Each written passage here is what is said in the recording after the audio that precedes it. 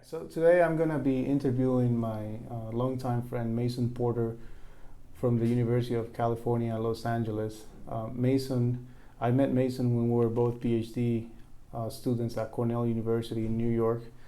Mason was about 2 or 3 years ahead of me, and he eventually finished his PhD in applied math from CAM, the Center for Applied Math at Cornell, and eventually, after a few postdocs, I believe in Georgia Tech and Caltech, he went to Oxford, and where he was a full professor.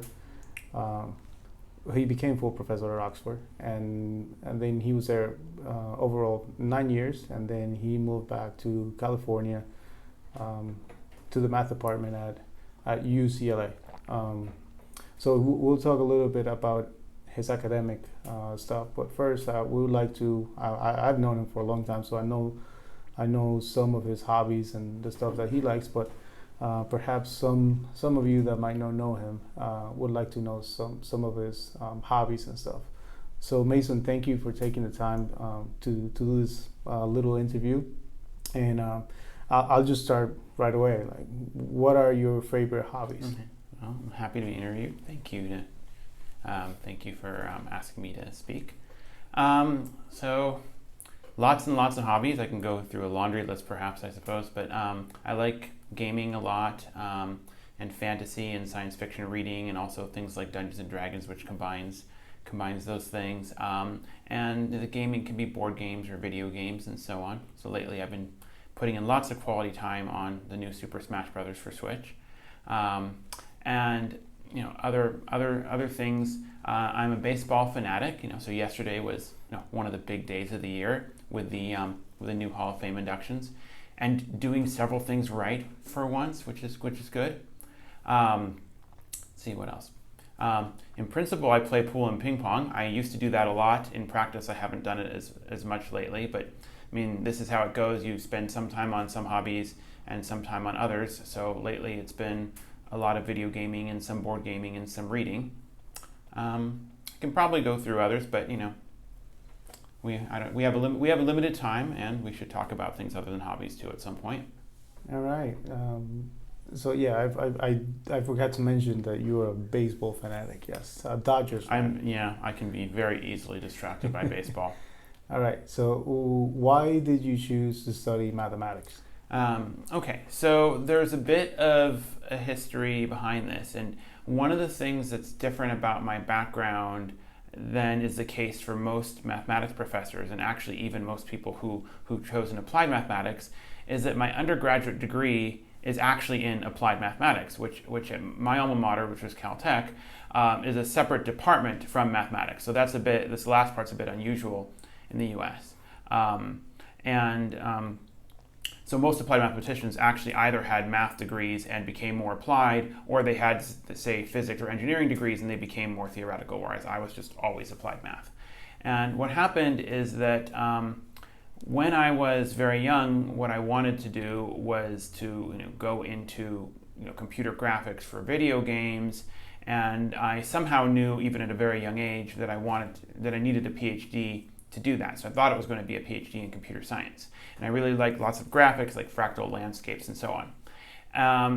And I ended up figuring out, basically during my freshman year in college, that A, I was a lot better at mathematics than computer science, and that B, you needed a lot of mathematics to do things like that. And I also became much more interested in modeling systems anyway than just in the graphics. And so that was a very natural progression from sort of long-standing goals to doing applied mathematics. But it all started with things like graphics and what looked visually appealing, and things like fractals and stuff like that. All right. And what is the most that you like about your job? The most. So many things to like about my job. I'm an academic. I'm a professor. I never have to grow up. It's like being a Toys R Us kid, except being on a campus. Okay, this is an old reference that probably most of you don't know, but that's okay. I like working with very talented people.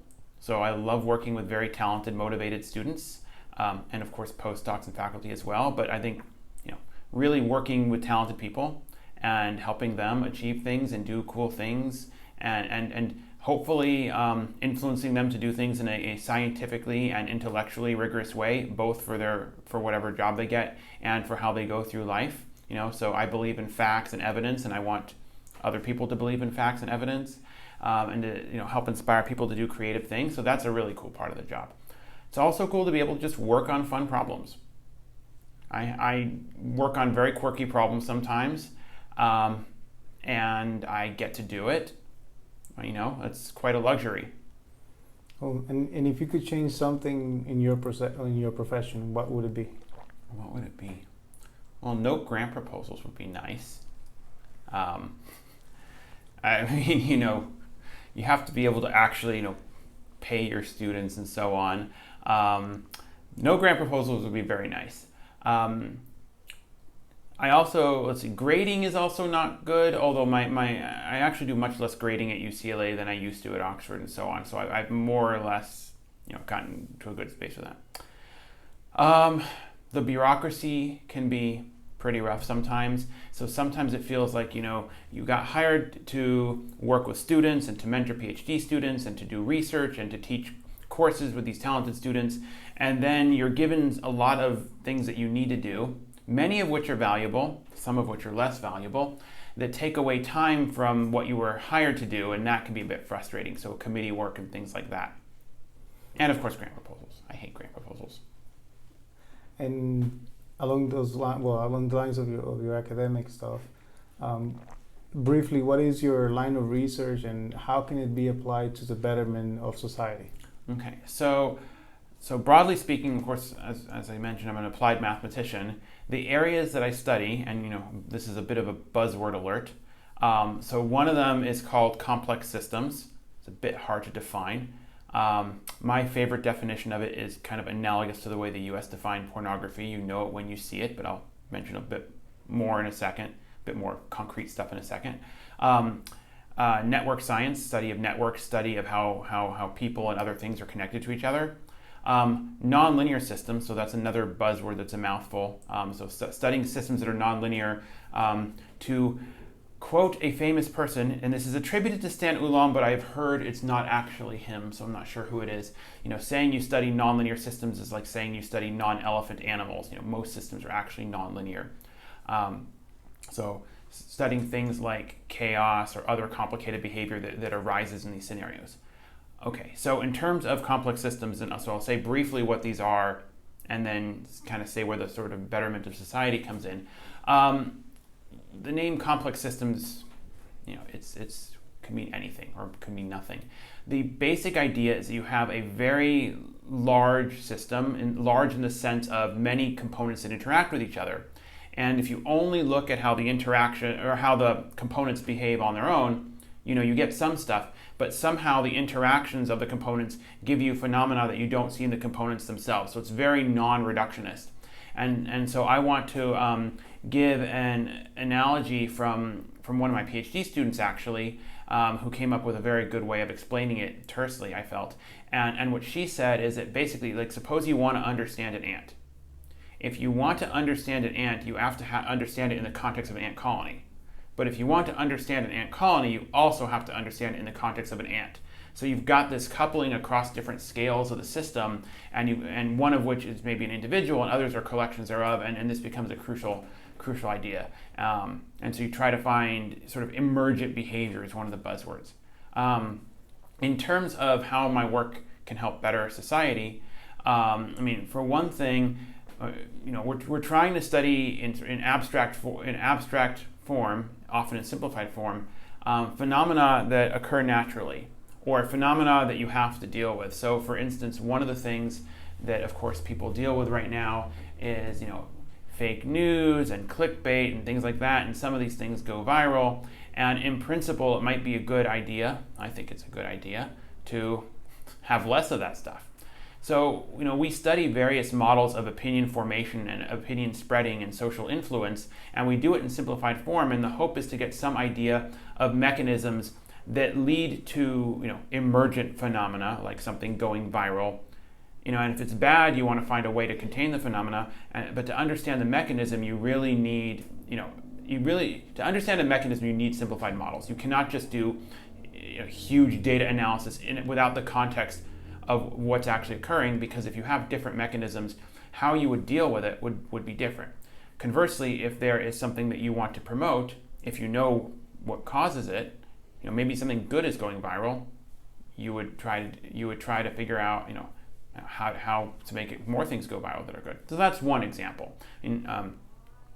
There's also more general stuff of developing methodology that can be used by a larger set of people on a wide variety of problems. I'm a mathematician. I often develop models. I often develop algorithms, and allow you to model things in a more complicated way and to still make them tractable. And so ideally, I'm also producing tools that other people use on their problems that they solve. And so this is a little bit more of a step back from the direct help for society, but hopefully some of those tools that I help develop will be used by various people to help improve society. And what would you advise young people who are thinking about studying mathematics? Work hard, first of all. Gotta work hard. Of course, you know this very well as well, because you learned from Carlos Quezio Chavez, who preaches work hard more than anybody. You need to follow your passions. In the sense of, different people are going to be interested in different things, different topics within mathematics, or whether it's theoretical or applied. You do need to listen to your teachers and listen to your mentors, but note that the word listen does not mean follow blindly everything they say, right? There will be times you disagree with them, and you should discuss those, But listen doesn't listen, but don't arbitrarily follow. When you read your textbooks, don't assume that just because a famous person wrote it down that they're right. There are typos in textbooks. You may be right. Doesn't matter that you're not famous. So you need to kind of get confidence and trust yourself. Obviously, you want to check, because of course they spent a lot of time writing the book and so on. They have training. But you don't just assume it either. If you don't understand something, you either figure out why something's true, perhaps with help with others, or you figure out that, well, actually, maybe it's not so true. And this becomes especially important as you get into higher reaches of mathematics, where your goal is going to be to create new knowledge, or any area of science. Your goal is to create new knowledge. So you have to question your elders. And more specific to the UCREA project, which you're part of, and this is your second visit related to that project, and the third visit to Costa Rica, actually. And in your first visit, we actually sat down and sort of like lay the foundation of the model and pretty much develop, I would say, like 90% of the model while you were here, along with the other team members, and we had long hours of discussion, kind of like how to build this model for the specifics of the project. What benefits do you think that this type of initiatives can bring to the University of Costa Rica and probably the region? Okay. So let me answer that in two parts, because I think the answer is somewhat different for the two parts. One of the things for the University of Costa Rica is that academia is not a bubble, right? Science is not a bubble. In fact, academia is only a subset of what's going on anyway. And you want to have connections with the outside world in the sense of bring in experts who can do some knowledge transfer into Costa Rica, right? I spend a lot of time studying networks, and I know that you and some others have some expertise, but that's not necessarily represented on the faculty here, and there are so many different areas of mathematics that it's just not even possible to have every area represented. So you bring in, active people who know certain topics, and you do a sort of technology transfer so that you and other people here and your students can learn these topics, and that will make them better equipped to do more research in those areas, especially if they're areas that are relevant for problems you're studying. And of course, with epidemiology, network structures are a really crucial thing to keep in mind. So, and this is just one example, but the idea is bringing in experts for knowledge transfer, I think, is really crucial. Conversely, I'm only aware of some of the work of faculty at UCR, but there's a lot of people here doing a lot of interesting things, and it's beneficial for people from outside to be more aware of what people are doing here, and to visit it's one way to help do that. I mean, it's not the only thing, but it's helpful. So there's also knowledge transfer. Excuse me for the hiccups. There's also knowledge transfer going the other direction as well. The second question, you were talking about more this project per se, I believe, right? Mm-hmm. So there's the sort of obvious and the non-obvious. The obvious one is like, yes, finding ways to deal with a dangerous disease like dengue. That's clearly important, right? Like, so that's the sort of obvious one that, you didn't need me to tell you that. I think the more serious question that I can hopefully, more relevant question directly to me that I can comment on that hopefully will give some insight is the use of mathematics and modeling for these types of problems. And this is a hard problem. It is a complex system. And as I was mentioning earlier, especially with that example with the ants, you've got a lot of components. It's not that it's obvious, what the mechanisms are, how to solve a problem. And doing models, creating models where you try to figure out what are the most important things, right? Like, it might be that there are 100 things that are important, but maybe 5 of them are really important and 95 of them are less important. And in the lab, in a computational laboratory and with mathematical calculations, you have the power to really systematically look through those many things. It's obviously not perfect. It has to be vetted by real life observations and, when relevant, experiments and so on, right? So you have to test it in the real world. But testing is a lot cheaper on the computer and with mathematics than it is in the real world. And so a lot of things that we can try are not even possible to test systematically in the field, or even in the laboratory in most cases. And so this gives guidance. It gives important guidance to try to figure out what the mechanisms are, which we need to do, and to figure out, maybe there's 1,000 experiments or 1,000 sort of things one could do. Okay, we can't do 1,000 in practice. We don't have the money. We don't have the time. Maybe we can get an idea of which ones we should try first. First, by looking at things in the much cheaper way, which is with mathematics and computation, and then from the ones that we narrow down as the likely possibilities, we use those, and then we do those really seriously with field investigations and all those things. So that's the sort of power that this type of project can give to what's a really important problem. Yes, not recently, but in the last, I don't know, maybe 10 years or so, or even more, we see more applications of math in the solution of everyday problems. At least they're more common now to see, like the health topics and so on. Do you think it'll be much more common from now on to use this science to achieve this type of findings? I think so. We have to do it carefully because, just because you have data does not mean you have understanding. So I'd also like to distinguish between big data, which is just volume, and good data, because there's data requires tender, loving care. And there's things like algorithmic bias, right? People talk about algorithms being racist. That's being a bit, that's personifying them a bit. But if a great example is that if I gave training data on how to fight a war, your big machine learning algorithm would give you a bunch of spears, right? Because if you take the history and you weight it only by the number of years, it wouldn't be what's going on now. It would be based on the observations. And so human intelligence has to be involved in how you use these things. And so that's an increasing recognition of that. It's not just that you put it in an algorithm and you get an answer and that you don't think. That's very dangerous. And people are thankfully having much more serious discussions about that now than they used to. But that being said, there is a ton of data. We can take advantage of that data and to do analysis in relatively cheap ways to give us insights. We have to be measured how we interpret those insights. We have to use them in an intelligent way and in a careful way, but they are insights. And so I think we're going to see more and more of that. Not knowing mathematics, it's kind of already like being illiterate.